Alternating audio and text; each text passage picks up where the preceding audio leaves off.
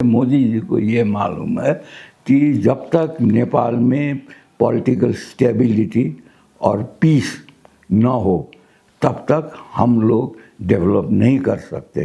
Economically हम लोग आगे नहीं बढ़ सकते, हमारे क्या प्रॉस्पेरिटी नहीं हो सकता है। ये चीज़ मोदी जी अच्छी तरह समझते हैं। चीन की सहायता भी आ रही से फिर नेपाल और बीच के दरार बढ़ने वाले हैं। क्या क्या लगता है आपको? देखिए, इसकी हमारा सच्चाई क्या है? नेपाल अगर पीछे रह गया तो भारत को भी इससे असर पड़ेगा। There is no doubt about that. Bharat अभी के वक्त में नेपाल से हाथ मिलाने के लिए या बोलूं बिगड़ा हुआ संबंध सुधारने के लिए तैयार दिख रहे हैं ना? नहीं, वो चाहता है। नेपाल 150 किलोमीटर हाँ से भारत का बॉर्डर और चाइनीज बॉर्डर को डिवाइड करता है। जी। अगर ये 150 किलोमीटर का डिफरेंस न हो तो जिस तरह और जगह भारत और चाइना आमने सामने हैं, यहाँ भी वही होता। जितने भी प्रोजेक्ट भारत और चाइना यहाँ करते हैं वो नेपाली इंटरेस्ट में होना चाहिए। नेपाल से चाइना ने भारत के खिलाफ कुछ करने की साजिश कर रहे हैं, ऐसा तक बोलने की कोशिश कर रहे हैं। ऐसा क्यों हो रहा है? अभी जब चीन नेपाल से करीब होने की कोशिश करता है तो भारत को क्यों खतरा का या बोलूं वो खतरे देखते हैं? क्यों ऐसा हो रहा है अभी के वक्त में? नमस्कार दोस्तों, राष्ट्रीय सवाल और नेपो इंड पॉडकास्ट में आप सभी का स्वागत है। मैं हूं आपका भाई सुमन श्रेष्ठ। आज हम समसामयिक राजनीतिक मुद्दों पर छलफल करने वाले हैं। स्पेशली नेपाल और इंडिया की जो रिश्ता है, संबंध है, उसके संदर्भ में रहकर हम संवाद करने वाले हैं। संवाद के लिए आज हमारे साथ नेपाल के बहुत बड़ा विश्लेषक श्याम बस्नेत जी हमारे स्टूडियो में मौजूद हैं। आज हम उनके साथ इन संदर्भ में रहकर बातचीत करने वाले हैं। सर, स्वागत है आपका। धन्यवाद। जैसे आज भारत और नेपाल लंबे समय से जो रिश्ता है और वर्तमान राजनीतिक परिस्थिति जो है, इस संदर्भ में लेकर आज हम थोड़ा बात करने वाले हैं। जिस तरह नेपाल और भारत के भाईचारे के रिश्ते और सीमा विवाद की चर्चा हमेशा होती रही है, उसी तरह अक्सर ये भी कहा जाता है कि भारत नेपाल को हमेशा कमज़ोर या छोटा दिखाने की कोशिश करता है, ऐसा नेपाल में बोला जाता है। आपकी नज़रिया से देखिए तो क्या इसमें सच्चाई है? क्या भारत नेपाल को छोटा या कमज़ोर दिखाने की हमेशा से कोशिश करता है? क्या है इसमें सच्चाई? सुमन भाई, हम लोगों ने अपने दर्शकों को, हाँ, विशेष करके भारतीय दर्शकों को, हम लोगों ने इससे पहले के एपिसोड में हाँ, हम लोग का रिश्ता भाईचारा से भी बढ़कर है। हम लोग का रिश्ता सभ्यता, आस्था और संस्कृति का है। हमारा रिश्ता जब से सनातनी सभ्यता शुरू हुआ है उसके जन्म से हम लोग का रिश्ता है। इसलिए इस रिश्ते को छोटा आकलन करना हम लोगों का गलती होगा। सो दिस रिलेशन जब तक हम लोग का सभ्यता है, आस्था है, संस्कृति है, ये नहीं टूटने वाला है। हाँ, वक्त वक्त में भारत में विभिन्न किस्म के शासन पद्धति हुआ है, हमारे यहाँ भी हुआ है, उससे कुछ मिसअंडरस्टैंडिंग होता रहा है। वो नेचुरल चीज़ है, नेचुरल फिनोमेना है। मगर हम लोग का इस कार्यक्रम का मेन एम ये है, उद्देश्य यह है कि दोनों देश के जनता को, हाँ, भारतीय जनता और नेपाली जनता को, उस पुराने संबंध को फिर से कायम करके हम लोग आपस में सहयोग करके एक दूसरे को, अगर हम लोग सहयोग करें तो हम लोग का रिश्ता सरकारी स्टेज में भी उसको सही होना, उसको बाध्यता है। हाँ, they are force to do it. हमारे जनता अपने गवर्नमेंट को दोनों देश के जनता के बीच के जो रिश्ता है उसको किसी भी मिसअंडरस्टैंडिंग से दूर रखने के लिए मदद करेगा। वो हम लोगों का मान्यता है। जैसे कि कहा जाता है भारत ने नेपाल को बहुत अपमान करते हैं, या बोलूँ नीचा दिखाने की कोशिश करते हैं, ऐसा बोला जाता है नेपाल में। नेपाली विश्लेषकों ने कई बार राजनीतिक कर्मियों ने ऐसा कहा है। आपकी नज़र में क्या सच में भारत नेपाल को नीचा दिखाने की कोशिश कर रहा है अभी के वक्त में, अभी के समय में? नहीं, वो जनरेशन के आधार पर भी होता है। देखिए, भारत बहुत लंबे समय से ब्रिटिशर के कंट्रोल में रहा, अंडर में रहा, उसके रूल में रहा। हाँ, उस वक्त भी हम लोग स्वतंत्र रहे। तो वो जो अभी हैंगओवर धीरे धीरे हट रहा है। जब से मोदी जी आए हैं, जब से बीजेपी सरकार आया है, लास्ट 12 ईयर्स से हम लोग फिर से, जिस दिन से मोदी सरकार ने सभ्यता, आस्था और संस्कृति को आधार मान के राष्ट्रीय एकता को कायम करने के लिए आगे बढ़ा और सफल भी हुआ है। हाँ, उससे हम लोगों को भी इस तरफ प्रेरणा दिया है, एक होने के लिए। एक होने के लिए। हाँ, तो naturally we will come to that point, मगर उसके लिए कुछ टाइम लगेगा। हमारे यहाँ अभी एक जनरेशन चेंज हुआ है राजनीति में नहीं, एवरीथिंग। यस, अभी हम लोग 21st सेंचुरी में नेपाल को ले जाने के लिए यंग जनरेशन, आप लोग जैसे यंग जनरेशन को हम लोग ने सत्ता हस्तांतरण किया। आज आप लोगों का यंग जनरेशन का जो सरकार है अभी, उसको अपने को स्थायित्व दिलाने में कुछ दिक्कत आ रहा है। शायद एक्सपीरियंस का कमी हो। धीरे धीरे उसको भी ये लोग ओवरकम करेगा। हम लोग इसी को दूर करने के लिए ये कार्यक्रम चला रहे हैं। तो एक दिन तो होना ही है। अगर हम लोग नेपाल और भारत दोनों के देश के बीच में अगर सही रिश्ता न हो, मतलब जो हमारा 7,000 8,000 वर्ष पुराना रिश्ता है, अगर उसको फिर रिवाइव न करे तो शायद वर्ल्ड पॉलिटिक्स में, जियो पॉलिटिक्स में हम लोग बहुत पीछे पड़ जाएंगे। उससे एक भाग सनातनी का भारत को भी उससे नुकसान होगा। हम लोग पीछे पड़ना, नेपाल अगर पीछे रह गया तो भारत को भी इससे असर पड़ेगा। There is no doubt about that. फिर भी भारत नेपाल को हेपता है या बोलूँ छोटा समझता है, ऐसा कहा जाता है। ऐसे तो कैसे होगा संबंध में सुधार, या बोलूँ एक दूसरे को साथ में ले जाने के लिए कैसे भाईचारा कायम होगा? ये तो बहुत बड़ा। हम लोग ने प्रीवियस एपिसोड में इसका थोड़ा सा विश्लेषण किया है, एनालाइज किया है। जब तक भारत और चाइना के बीच में स्टेबिलिटी न हो, जब तक पीस न हो, तब तक नेपाल में ऐसा ही राजनीतिक ये होना अनिवार्य है। जब तक हम लोग भारत और चाइना दोनों को या किसी दूसरे तीसरे देश को भी अपने इंटरनल मैटर्स में हम लोग हस्तक्षेप बिना इंटरफियरेंस का जो परराष्ट्र नीति है, जब तक उसको नहीं अपनाते ऐसा ही चलता रहेगा। हम लोग अपने इस कार्यक्रम से, और ख़ास करके हमारा राष्ट्रीय सवाल का नेपाली में भी हम लोग पॉडकास्ट करते हैं, उसका मेन मकसद ही यह है कि राजनीतिक समझाना है पॉलिटिशियन को, जनता को राजनीतिक समझा देना है। जिस दिन राजनीतिक जनता समझ गई, उस दिन पॉलिटिक्स भी शुद्ध हो जाएगा और हमारे यहाँ पॉलिटिकल स्टेबिलिटी आ जाएगा।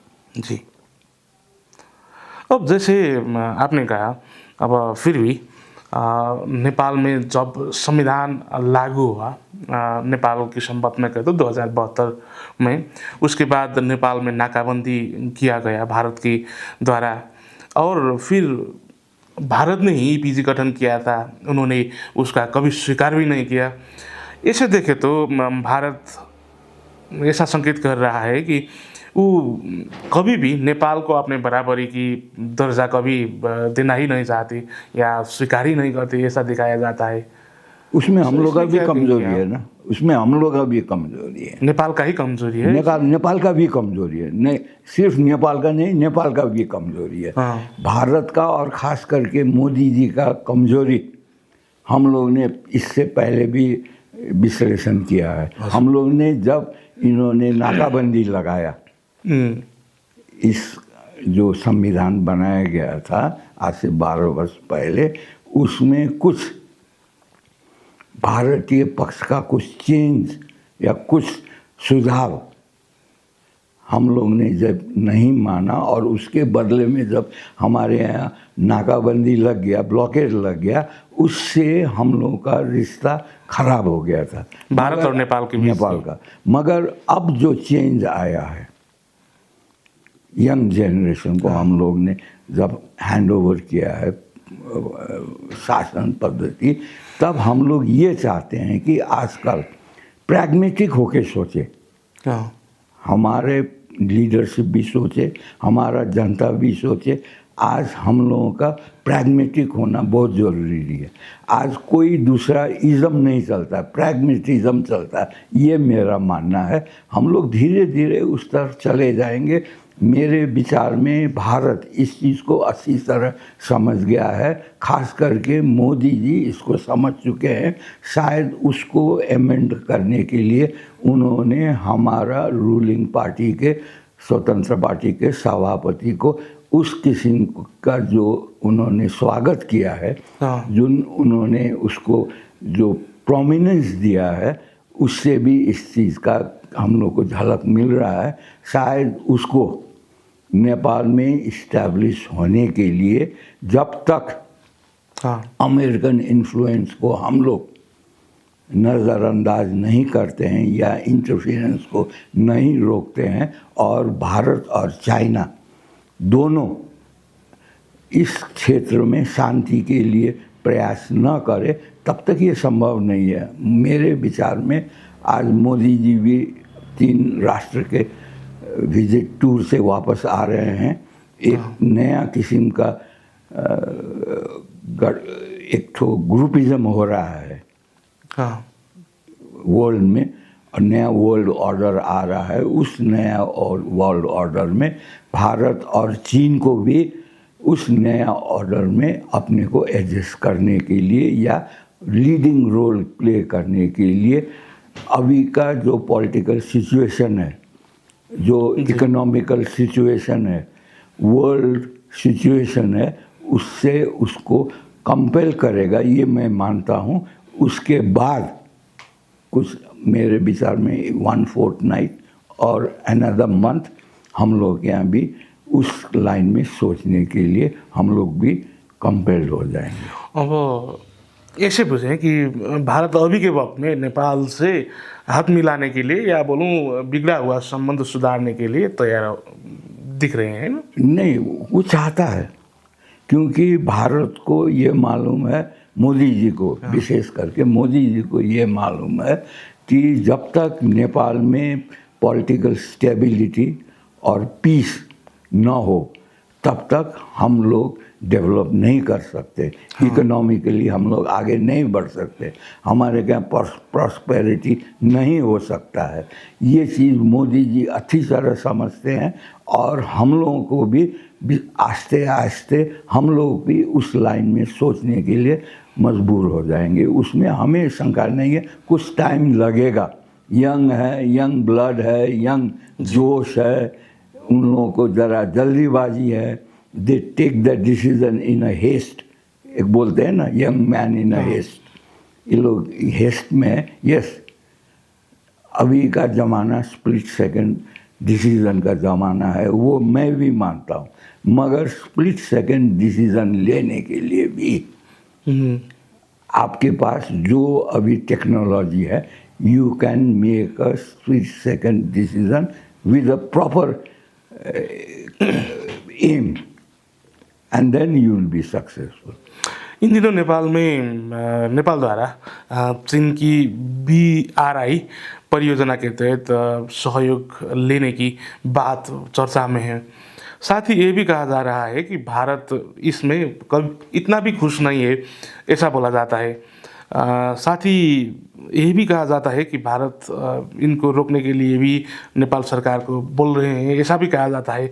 क्या इसमें सच्चाई है, या आपने बोला नेपाल और भारत के रिश्ते सुधरने की रास्ते में है, जो आपने बोला, अब चीन की सहायता भी आ रही है, इससे फिर नेपाल और बीच के दरार बढ़ने वाले हैं? क्या क्या लगता है आपको? देखिए, इसकी सच्चाई क्या है? हमारा यंग जनरेशन, वो लोग western culture, western education, western system से प्रभावित है। हाँ, हम लोग के जो यंग जनरेशन है, उन लोग का फर्स्ट डेस्टिनेशन अमेरिका है, सेकंड डेस्टिनेशन ऑस्ट्रेलिया है, फिर यूरोप है। जी, we think every development is there, वहीं पर सब डेवलपमेंट है, वहीं पर अपॉर्चुनिटी है। इस चीज़ को, इस भ्रम को मेरे विचार ख्याल से 15-20 दिन और 1 महीने के अंदर जब नया वर्ल्ड ऑर्डर हो जाएगा, जी, तब इसमें हम लोगों को भी सोचने के लिए बाध्य हो जाएंगे। जिस दिन हम लोग भारत और चीन में अंडरस्टैंडिंग हो जाएगा, मेरे ख्याल से जब न्यू वर्ल्ड ऑर्डर होगा, ब्रिक्स का जब यहाँ पर सम्मेलन होगा दिल्ली में, उसमें भारत और चाइना जी, का कॉमन इन्वेस्टमेंट, कॉमन इंटरेस्ट होगा नेपाल में। आई थिंक नेपाल में शांति, स्थिरता और नॉन इंटरफेरेंस, थर्ड कंट्री का नॉन इंटरफेरेंस पॉलिसी को लागू करने के लिए हमारे दो महान जो नेबर हैं, उन लोग का पॉलिसी होगा। एक दिन ये ज़रूर होना है। उस वक्त ये जो भ्रम है कि हमें वेस्टर्न वर्ल्ड का सिस्टम, उन लोगों का जो पॉलिटिकल थ्योरी है, उन लोगों का इकोनॉमी थ्योरी है, उसको छोड़ना हम लोगों को कंपेल करेगा परिस्थिति। जैसे हमारा कहना है, नेपाल का डेवलपमेंट जी, 5 चीज़ में आधारित है। जैसे खाना, पहनना, आवास, modern education. Modern education means IT education, not lowing English. जी, IT एजुकेशन, अब IT का युग आ गया, और मॉडर्न हेल्थ केयर। इस 5 चीज़ में जिस दिन हम लोग आत्मनिर्भर हो जाएंगे, उस दिन we will be really a democratic country. अभी हम लोग पॉलिटिकली डेमोक्रेटिक हैं, मगर इकोनॉमिकली हम लोग डेमोक्रेटिक नहीं हुए हैं। उसके लिए हमें ये 5 चीज़ में अपना आर्थिक स्थिति बनाना है। जब तक हम लोग पर पर्सन इनकम को आधार मान के अपना राजनीति, अर्थनीति नहीं कायम करते हैं, और per capita income, there is a vast difference between per capita income and per person income. Per person income में जब आप कंसंट्रेट करेंगे, तब आपका ये 5 चीज़, बेसिक चीज़ में आप आत्मनिर्भर हो जाएंगे। उसके बाद तब हमारा जो नेक्स्ट जनरेशन है नेपाल का, that will be as good और as equal as any other person in the world. हम लोग उस वक्त कंप्लीट कर सकते हैं। यही चीज़ हम लोग अपने नेपाली कार्यक्रम में समझाना चाहते हैं, नेपाली लीडरशिप को, नेपाली जनता को। आज हमारे यहाँ जी, ये जो चेंज आया है, जनरेशन चेंज आया है, उसको स्थिर होने के लिए हमें कुछ टाइम लगेगा, वो हम मानते हैं। मगर अब टाइम लगने का मतलब ये नहीं है कि आप 5 साल ले लो। हमारे ख्याल से 100 दिन बहुत अधिक हो गया। We should have done most of the things, at least हम लोगों का उसका फाउंडेशन ले करना चाहिए था, हम लोग का प्लानिंग कंप्लीट होना चाहिए था, हमारा लॉजिस्टिक सपोर्ट और आर्थिक सपोर्ट कंप्लीट होना चाहिए था। आज के दिन में हम लोग फील्ड में उतर कर जी, अपने को आगे बढ़ाना चाहिए था। That is lacking. I think जिस दिन नया वर्ल्ड ऑर्डर होगा, उसके बाद चीन और उसमें इंडिया भी इंडिया भी करीब जब होगा, ऐसा आपको अंडरस्टैंडिंग में लगता हो जाएगा, then they will guide Nepal to that path. अभी के वक्त में देखें तो जब जब चीन नेपाल के करीब होने की कोशिश करता है या बोलूँ नेपाल को किसी तरह का विकास परियोजना के तहत मदद करता है, तो भारत उनको बड़े असहजता से देखता है। अभी भी BRI नेपाल में काम करने के लिए तैयार हो रहा है या बोलूँ नेपाल में चर्चा में है। इसके बाद इंडिया में इनको बड़ो महत्व के साथ प्रचार किया जा रहा है। नेपाल से चाइना ने भारत के खिलाफ कुछ करने की साजिश कर रहे हैं, ऐसा तक बोलने की कोशिश कर रहे हैं। ऐसा क्यों हो रहा है? अभी जब चीन नेपाल से करीब होने की कोशिश करता है तो भारत को क्यों खतरा का या बोलूँ वो खतरे देखते हैं? क्यों ऐसा हो रहा है अभी के वक्त में? देखिए, हम नेपाल 150 किलोमीटर हाँ से भारत का बॉर्डर और चाइनीज बॉर्डर को डिवाइड करता है। जी अगर ये 150 किलोमीटर का डिफरेंस ना हो तो जिस तरह और जगह भारत और चाइना आमने सामने हैं, यहाँ भी वही होता। मगर हम लोग एक सोवरेन कंट्री हैं, तो हम लोगों के ऊपर हस्तक्षेप करना अभी इंटरनेशनल पॉलिटिक्स अलाउ नहीं करता है, ना भारत को करता है ना चाइना को करता है। तो नेचुरली वो लोग अपना इन्फ्लुएंस बढ़ा के, चाइना भी चाहता है कि हम वो 150 किलोमीटर का दूर करके हम चाइना भारत का नेक्स्ट डोर हो जाएं, नज़दीक हो जाएं। भारत भी चाहता है कि चाइना को उसके बॉर्डर पर ही रोका जाए, उसके अंदर ना आए। हाँ समझे ना? इसके लिए हमारा लीडरशिप को, दोनों को, उन लोगों का एक दूसरे का जो यहाँ पर डेवलपमेंट प्रोजेक्ट है उसको हम लोगों को दोनों के इंटरेस्ट में, भारत और चाइना के इंटरेस्ट में हम लोगों को उसको इम्प्लीमेंट करना चाहिए। उन लोगों के इंटरेस्ट के खिलाफ अगर हम लोग इम्प्लीमेंट करें then there will be trouble. जैसे अभी हम आपको बताते हैं, हम लोग के पास, गवर्नमेंट के पास रेवेन्यू नहीं है, ये हम लोग मानते हैं। मगर हमारे यहाँ जितना हमारा GDP है जी, उसका 60% हमारे यहाँ फॉरेन रिजर्व है। हाँ दैट इज़ वेरी एक्साइटिंग, वो बहुत अच्छा चीज़ है। एंड एवरी मंथ रेमिटेंस के तरफ से हम लोगों को करीब 1.25 बिलियन जी डॉलर आता है। We should use that with technical support from China and Bharat. That is how we should work. That is how we will keep both of them in the distance of 150 kilometre. 150 kilometre का दूरी हम लोग इस तरह कायम कर सकते, ये मेरा सोचना है। शायद एक दिन भारत और चाइना इस चीज़ को, हमारे लीडरशिप को समझाने में कामयाब होगा। अगर हमारा ये जो अभी लीडरशिप है, गवर्नमेंट का लीडरशिप, जी उसमें वो अगर इसमें एबल न हो, काबिल न हो, तो लीडरशिप चेंज हो जाएगा। इसमें हम लोग को कुछ चिंता लेने की बात नहीं है, डरने की बात नहीं है, क्योंकि इस पार्टी के पास 182 है, नियरली 2 शॉर्ट ऑफ 2/3 है इन लोगों के पास। जब नेशनल डेवलपमेंट में सरकार आगे बढ़ता है तो बाकी जो विपक्षी दल है उन लोगों को भी, विपक्षी दल को भी विरोध करने का कोई बेस नहीं मिलता है। वो लोग भी जनता के सामने नहीं जा सकते हैं, तो they will be compelled.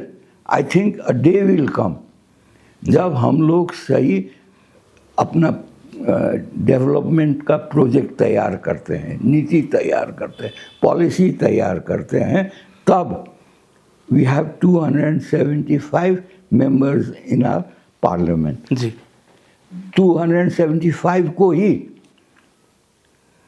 Pragmatic होके सोचना उन लोग को कंपेल हो जाएगा और उस तरह से एक नेशनल कॉन्सेंससनेस आ जाएगा। हम लोग तो अपने कार्यक्रम में, प्रोग्राम में, जब भी नेपाली प्रोग्राम में हम लोग कहते हैं कि यहाँ पर सर्वपक्षीय एक सम्मेलन होना चाहिए।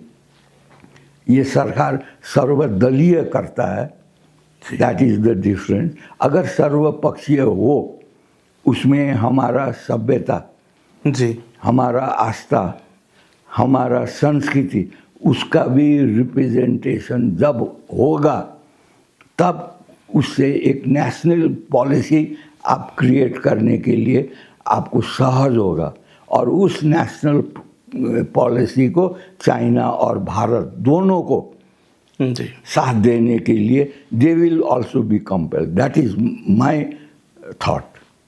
नेपाल के लिए अब भारत का नीति क्या होना चाहिए? कैसे नेपाल को साथ में लेकर, या बोलूँ नेपाल तो अभी अंडर डेवलपमेंट कंट्री है, अब इसको डेवलपमेंट कंट्री बनाने के लिए भारत का क्या भूमिका हो सकता है, या बोलूँ कैसे साथ साथ आगे बढ़ सकते हैं? आपको राय क्या है मोदी जी को लेकर? सबसे मेन चीज़ ये है कि दोनों जनता के बीच में जो अभी भ्रम पैदा हो गया है, हाँ, गवर्नमेंट टू गवर्नमेंट रिलेशन से, उसको दूर करना चाहिए। और जितने भी प्रोजेक्ट भारत और चाइना यहाँ करते हैं वो नेपाली इंटरेस्ट में होना चाहिए, हाँ, not in the interest of China और Bharat, because we are a very small country. हम लोगों को तो एक कैटलिस्ट का रोल प्ले करना चाहिए, एक ब्रिज का रोल प्ले करना चाहिए। आज हम लोग लिपू लेक से भारत अपना ट्रेड लिंक खोल रहा है, हाँ, सिक्किम की तरफ से, भूटान की तरफ से खोल रहा है। सबसे नज़दीक और सबसे भारत का हार्टलैंड में पहुंचने वाला रास्ता तो नेपाल से है ना। हाँ, आप 150 किलोमीटर पार करने के बाद आप भारत का जो मेन लैंड है जी, उसमें आप तुरंत कांटेक्ट हो सकते हैं चाइना से। चाइना और भारत से। इसको हम लोग को प्रमोट करना चाहिए। इस चीज़ को हम लोग को चाइना को बोलना चाहिए, भारत को बोलना चाहिए। उसके हिसाब से दोनों देशों से हमें, दोनों कंट्रीज़ को हम लोगों को प्रेरित करना चाहिए कि वैसा आप लोग हम लोगों को प्रोजेक्ट दीजिए, सहयोग कीजिए। हमें सिर्फ टेक्निकल सपोर्ट का ज़रूरत है। हमारे यहाँ अभी इंडस्ट्री में कोई लगानी नहीं है। जी, आज हमारे यहाँ करीब हमारे ख्याल से 140,000 जी, करोड़ बैंक में पैसा आइडल है। That should be use. Bharat China दोनों मिल के उसको यूटिलाइज करके, उसको भारत नेपाल में इन्वेस्ट करके, हमें भारत का पैसा नहीं चाहिए, चाइना का पैसा ना चाहिए। This is a myth, this is a wrong thinking. हमारे पास है, हमारे पास 320,000 करोड़ हमारे यहाँ संचिति है। 20,000 करोड़ नेपालीज करेंसी, हम लोग नेपाली करेंसी में बोल रहे हैं, तो वो हर महीने आता है। इसको अपना डेवलपमेंट में, इकोनॉमिकल डेवलपमेंट, फिजिकल डेवलपमेंट और अपने को स्वरोजगार क्रिएट करने के लिए जितने हमारे बाहर गए हैं यंग जनरेशन, उसको वापस बनाने के लिए एक कार्यक्रम चलाना चाहिए। उसमें हम लोगों को भारत और चाइना का सहयोग लेना चाहिए। जी, हम लोग भारत से पैसा लेके चाइना को कुछ दबाना चाहते हैं या कुछ प्रॉब्लम क्रिएट करना चाहते हैं। I think that is totally wrong. We have been doing that for more than 70 years. उसको रोकना चाहिए।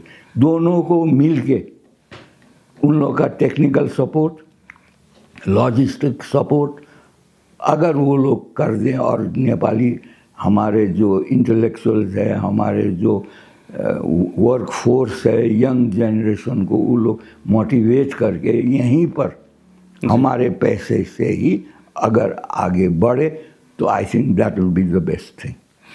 ओके, आपने हमारे साथ बहुत कीमती वक्त निकाल कर ये महत्वपूर्ण बात करने के अवसर दी। इन समय के लिए आपको बहुत बहुत धन्यवाद श्याम सर। हम लोग एक चीज़ लास्ट में मैं ओके, अपने दर्शकों का कहना चाहता हूँ, खास करके भारतीय दर्शकों की, आज से हम लोग 5 बजे शाम को जी रेगुलरली अपना कार्यक्रम प्रसारण करेंगे।